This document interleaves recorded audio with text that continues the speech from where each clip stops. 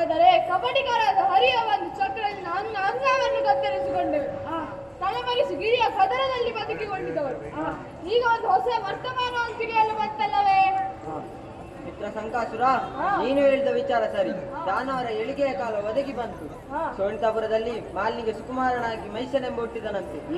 ಹಾಗಾಗಿ ಈಗಲೇ ಹೊರಡೋಣ. ಶಂಕಾಸುರ, ಈ ಹಿಂದೆ ನಮಗಾದಂತ ಅನ್ಯಾಯದ ದೇವತೆಗಳಿಗೆ ತಿಳಿಸಬೇಕು. ಹಾಗಾಗಿ ಆ